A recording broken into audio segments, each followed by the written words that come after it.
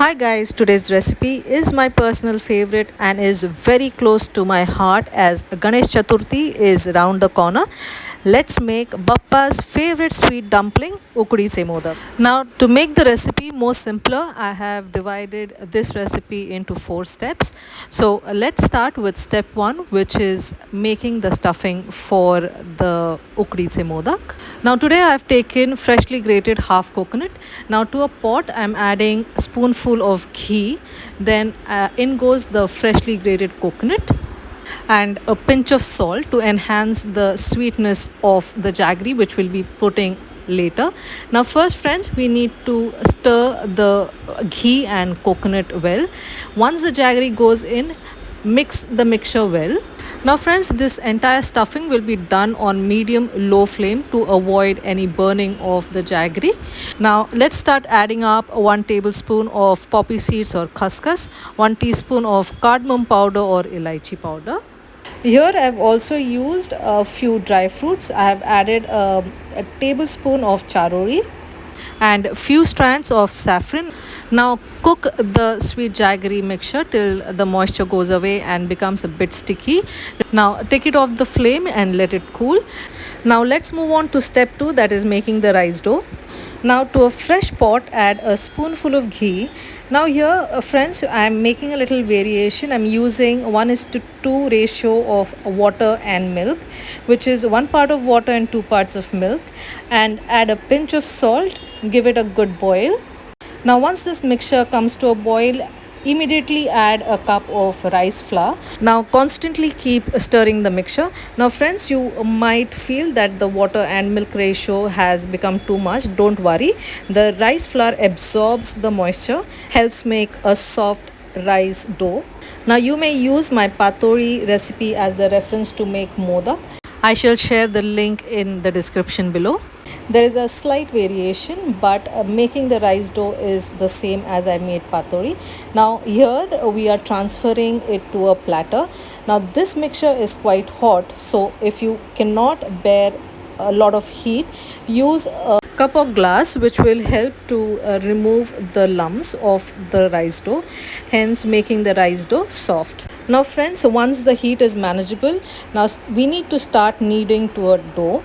Now using your palms and fingers, you may add a little lukewarm water to this rice flour and start kneading it to a nice soft dough. Friends, we do not need dense dough as the modak will not happen.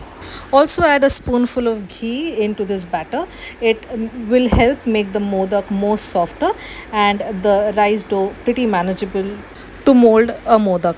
Now next we are making a steam boiler. Now to a new pot or a fresh pot, I am adding enough water, adding few bundle of turmeric leaf. Now this is optional.